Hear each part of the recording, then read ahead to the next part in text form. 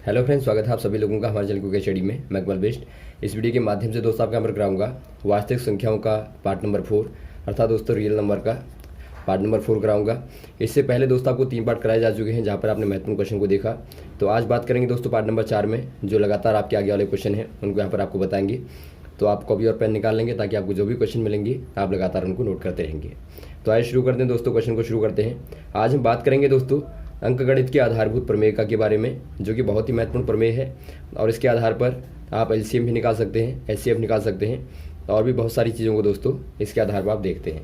तो देखिए, बात करते हैं अंकगणित की आधारभूत जो प्रमेय है वो क्या कहती है। ये प्रमेय कहती है दोस्तों, प्रत्येक भाज्य संख्या को अभाज्य संख्याओं के गुणनफल के रूप में व्यक्त किया जा सकता है तथा यह गुणनखंड अभाज्य गुणनखंडों के आने वाले क्रम के बिना अद्वितीय होता है। कहने का मतलब है, कोई भी दोस्तों आपकी भाज्य संख्या है तो उसको आप अभाज्य संख्याओं के गुणनखंड के रूप में या फिर आप कहें गुणनफल के रूप में दोस्तों व्यक्त कर सकते हैं। और जो आपका व्यक्त करने का तरीका होगा वो कैसा होगा दोस्तों, वो आपका अद्वितीय होगा अर्थात दोस्तों आपका यूनिक होगा। अर्थात आप कह सकते हैं कि आपका एक ही तरह से आप उनको गुणनखंड के रूप में लिख सकते हैं। एग्जाम्पल के तौर पर देखिए, एक नंबर यहाँ पर आपको लेते हैं, एग्जाम्पल के तौर पर आपको बताते हैं 32760। यदि आप इसका गुणनखंड करें तो आप यहाँ पर इस प्रकार से करेंगे। पहले आप देखिए 2 से भाग देंगे, 2 से आप भाग देंगे तो आपका आएगा 16 और यहाँ पर आपका आएगा 380। वैसे आप 2 से भाग देंगे तो आपका 8 आएगा, यहाँ पर आपका 1 आएगा, यहाँ 9 0। उसके बाद दोबारा से आप भाग देंगे 2 से तो यहाँ पर आपका आएगा 4, यहाँ पर आपका आएगा 0, यहाँ पर आपका आएगा 9 और यहाँ पर आपका आएगा 5। दोबारा से आप भाग देंगे, यहाँ पर देखिए दोस्तों आप 3 से भाग दे देंगे। 3 से भाग देने पर आपका आएगा, एक बार जाएगा यहाँ पे, उसके बाद यहाँ पर आपका 3 बार जाएगा, उसके बाद यहाँ पर आपका 6 बार जाएगा, उसके बाद यहाँ पर 5 बार जाएगा। फिर आप 3 से भाग देंगे तो यहाँ पर देखिए 3 से भाग देने पर दोस्तों क्या मिलेगा आपको, यहाँ पर आपको 4 मिलेगा, यहाँ पर आपको 5 मिलेगा, यहाँ पर आपको 5 मिलेगा।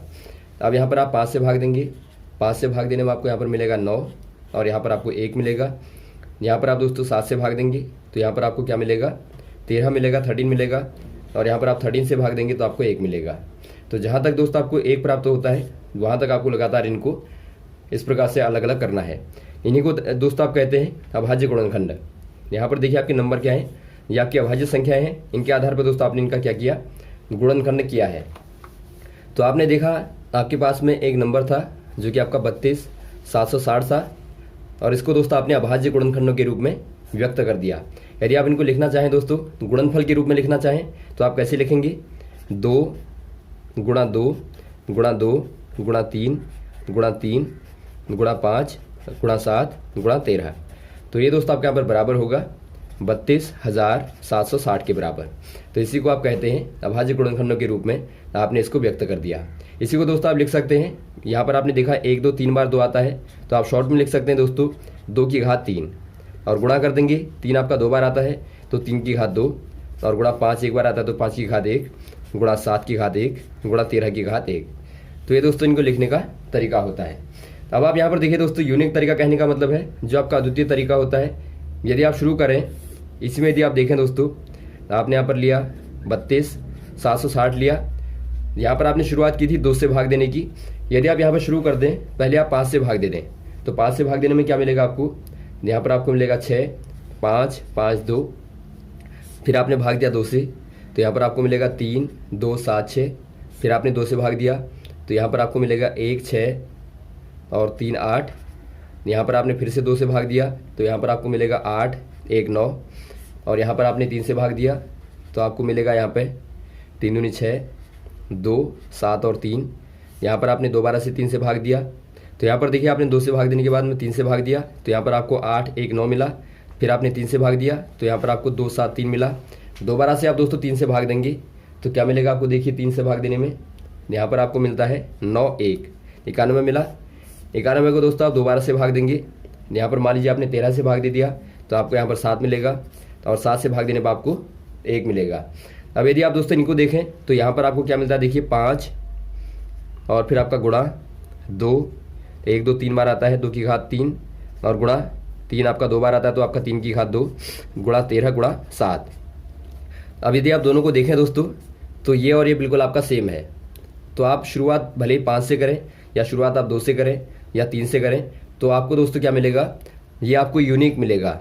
तो यहाँ पर आप देखेंगे दोस्तों आपको एक ही प्रकार के गुणनखंड यहाँ पर प्राप्त होते हैं। तो इसीलिए आप कहते हैं कि जो गुणनखंड करने का तरीका होता है दोस्तों वो आपका अद्वितीय होता है अर्थात यूनिक होता है। अब बात करते हैं दोस्तों अभाज्य गुणनखंड विधि के द्वारा जो HCF और LCM होता है उसको आप कैसे निकालते हैं।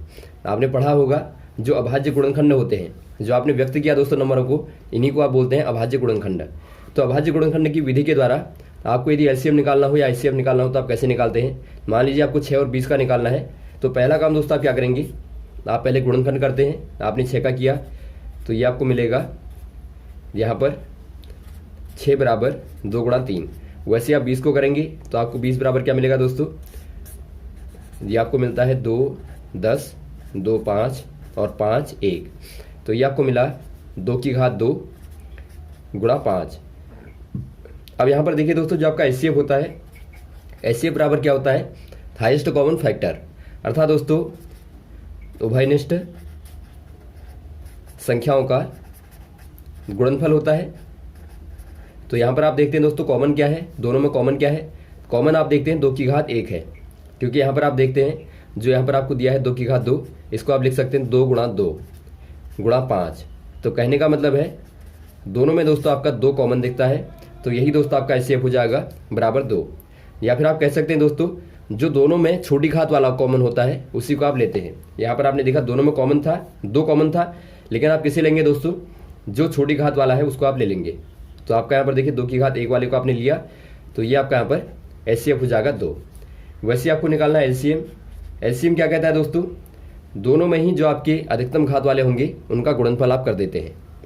तो यहाँ पर देखिए अधिकतम घात 2 की क्या है, 2 की घात 2 है गुणा 3 की अधिकतम घात 1 है, 3 गुणा 1 3 की घात 1 गुणा 5 की भी दोस्तों यहाँ पर घात 1 है, तो 5 की घात 1 कर देंगे आप। तो इनको गुणा करने पे क्या मिलेगा आपको, देखिए 4 गुणा 3 गुणा 5 बराबर आपको मिलेगा 4 3 12 5 60। तो 60 दोस्तों आपके पास में क्या आ जाएगा, लॉसो आ जाएगा अर्थात LCM आ जाएगा। वैसे आप निकालना चाहें देखिए दोबारा से आप एग्जाम्पल देखेंगे, यहाँ पर आपको दिया है संख्याओं 6 72 और 120 का आपको निकालना है अभाज्य गुणनखंड विधि के द्वारा HCF और LCM। तो कैसे आप निकालेंगे, यहाँ पर भी दोस्तों आपको वैसे ही करना है। 6 का आपने किया, 6 का आपका आता है 2 गुणा 3, वैसे आप 72 का करेंगे 72 का, रफ में आप कर लेंगे यहाँ पर 72 का, 2 से आप भाग देंगे तो आपका 36 आएगा, 2 से आप भाग देंगे 18 आएगा, 2 से आप भाग देंगे 9 आएगा, 3 से आप भाग देंगे 3 आएगा, 3 से आप भाग देंगे 1 आएगा। तो क्या आ गया आपके पास में 2 गुणा 2 को आप दोस्तों शॉर्ट में लिख सकते हैं 2 की घात 3 गुणा 3 की घात 2।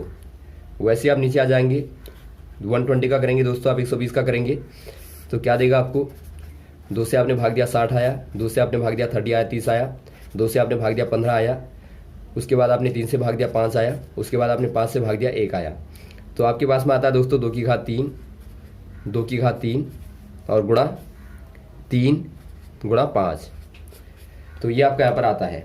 अब दोस्तों यहाँ पर देखिए HCF बराबर क्या होता है, HCF बराबर आपका होता है दोस्तों उभयनिष्ठ संख्याओं का गुणनफल। तो उभयनिष्ठ आपको दिखती है दोस्तों, यहाँ पर देखिए सब में आपका 2 दिखता है, एक तो आपका 2 हो गया 2 की घात 1, उसके बाद आपको दिखता है दोस्तों सब में आपको देखिए 3 कॉमन दिखता है, तो गुणा 3 कर देंगे आप। और यहाँ पर देखिए आपका 5 केवल यहाँ पर दिखता है, तो इसीलिए आप 5 को नहीं लेंगे, क्योंकि वो आपका दोस्तों सारे के सारे नंबरों में कॉमन होना चाहिए। तो आप देखते हैं ऊपर वालों में आपका 5 नहीं दिखता, तो आप 5 को नहीं लेंगे। तो इनको आप गुणा करेंगे दोस्तों, क्या मिलेगा आपको, 2 गुणा 3 करेंगे तो आपको 6 मिलेगा।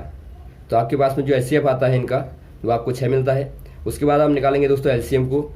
LCM बराबर क्या होता है दोस्तों, जो आपकी अधिकतम घात वाली संख्याएं होती है उनका गुणनफल आप कर देंगे।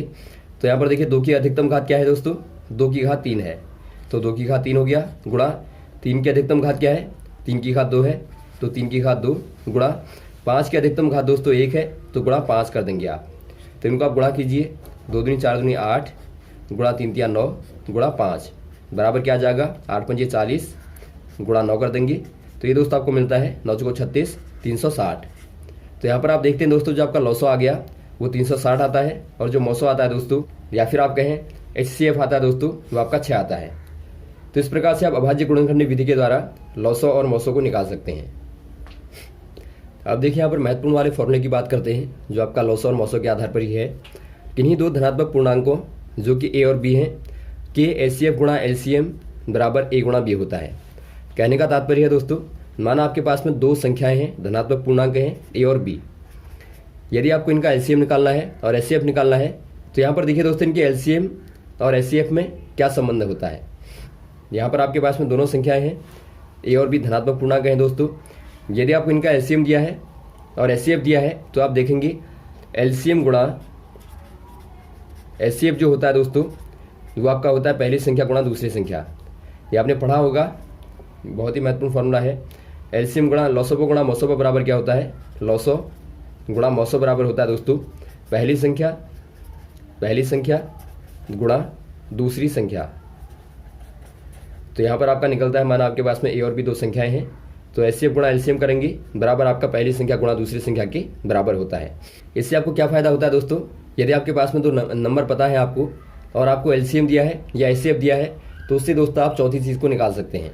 एग्जाम्पल के तौर पर यहाँ पर देखिए, माना आपके पास में दिया अभाज्य गुणनखंड विधि के द्वारा 96 व 404 का एचसीएफ और एलसीएम आपको निकालना है। तो कैसे आप निकालेंगे, पहले आप वही करेंगे, पहले आप गुणनखंड यहाँ पर निकाल लेंगे, 96 का आप निकालेंगे तो आपको क्या मिलेगा, 2 से आप भाग देंगे, पहले 2 को 8, 2 8 16, फिर आप 2 से भाग देंगे तो आपका 24 आएगा। दोबारा से आप 2 से भाग देंगे तो आपका 12 मिलेगा। दोबारा से आप 2 से भाग देंगे तो आपको 6 मिलेगा। दोबारा से आप 2 से भाग देंगे तो आपको 3 मिलेगा और फिर यहाँ पर आपको 1 मिलेगा। तो यदि आप देखें दोस्तों, आपका 96 बराबर क्या आता है, 1 2 3 4 5 बार आपका 2 आता है तो आप यहाँ पर लिखेंगे 2 की घात 5 गुणा 3। वैसे आप निकालेंगे दोस्तों 404 का, तो इसका क्या आएगा देखिए, पहली बार आपने 2 से भाग दिया 202, फिर आपने 2 से भाग दिया तो आपका 101। अब दोस्तों यहाँ पर देखिए, जो आपका 101 होता है दोस्तों, ये अपने आप में अभाज्य संख्या होती है। अभाज्य संख्या कहने का मतलब है दोस्तों, आप इसमें 101 के अलावा दोस्तों या फिर 1 के अलावा किसी भी अन्य संख्या का भाग नहीं दे पाएंगे। तो यहाँ पर आप ऐसे केस में क्या कर देते हैं, यहाँ पर आप 101 को ही यहाँ पे ले लेंगे तो यहाँ पर आपको 1 मिलेगा। आप ध्यान देंगे, जब भी आपके पास में अभाज्य संख्या आती है, माना आपके पास में 17 आता है या फिर आपके पास में 23 आता है या आपके पास में 13 आता है, तो आप दोस्तों क्या कर देते हैं, तो आप यहाँ पर अभाज्य संख्या को ही यहाँ पर लिख देंगे और उसके बाद में भाग दे देंगे। तो यहाँ पर देखिए दोस्तों, आपके पास में क्या आता है, 404 बराबर ये आपका आता है 2 गुणा 101, या फिर आप कह सकते हैं दोस्तों 2 की घात 2 गुणा 101। अब यहाँ पर देखिए आपको निकालना है, आप पहले एचसीएफ को निकालिए। एचसीएफ बराबर क्या कहता है दोस्तों, एचसीएफ कहता है दोनों में जो आपका उभयनिष्ठ घात होगी, या फिर आप कहते हैं दोनों में दोस्तों जो उभयनिष्ठ गुणनफल होगा उसी को आप कहते हैं मौसोपो। तो यहाँ पर आप देखते हैं दोस्तों, आपका क्या है, दोनों में उभयनिष्ठ क्या है, दोनों में कॉमन दिखता है आपको 2 की घात 2। तो आप देखते हैं यहाँ पर भी क्या है दोस्तों, यहाँ पर आपका है 2 गुणा 2 5 बार होगा और गुणा 3 होगा, और यहाँ भी दोस्तों आप देखते हैं 2 गुणा 2 आपका 2 बार है। तो दोनों में जो कॉमन है दोस्तों वो आपका है 2 गुणा 2। तो यहाँ पर आप कह देंगे 4 दोस्तों आपके पास में क्या आ जाएगा, मौसो आ जाएगा। उसके बाद आपको निकालना है लॉसो को। तो आप कैसे निकालेंगे देखिए, तो यहाँ पर दोस्तों आप लॉसो को निकालने के लिए पहली संख्या गुणा दूसरी संख्या बराबर एलसीएम गुणा एचसीएफ का इस्तेमाल करेंगे। तो इससे आपको क्या मिलेगा दोस्तों, पहली संख्या आपके पास में है 96 गुणा, फिर आपके पास में है दोस्तों 404 दूसरी संख्या बराबर आपका आ जाएगा, एलसीएम आपको निकालना है गुणा एचसीएफ आपके पास में 4 है। तो एलसीएम बराबर क्या हो जाएगा, ये आपका आएगा यहाँ पर 96 गुणा 404 बट्टा 4। तो यहाँ से देखिए आपको क्या मिलता है, यहाँ से आपको मिलता है दोस्तों 96 गुणा 101, ये आपको मिलेगा 96। तो ये दोस्तों आपके पास में आता है लॉसो। तो आपने यहाँ पर देखा दोस्तों, आप इस फॉर्मूले का इस्तेमाल करके लॉसो को निकाल सकते हैं, या फिर आप मौसो को भी दोस्तों आराम से निकाल सकते हैं। या फिर ऐसा भी होता है दोस्तों, कभी कभार आपको 2 संख्याओं में से केवल एक संख्या दी रहती है, तो इसके आधार पर आप दूसरी वाली संख्या को निकाल लेते हैं। तो आप इसको आराम से याद रखेंगे। तो यहाँ तक दोस्तों आप क्लियर करें, इसके बाद में आपको नेक्स्ट वाले पार्ट में आगे वाले क्वेश्चन को कराएंगे। ओके, थैंक्स, जय हिंद, जय भारत।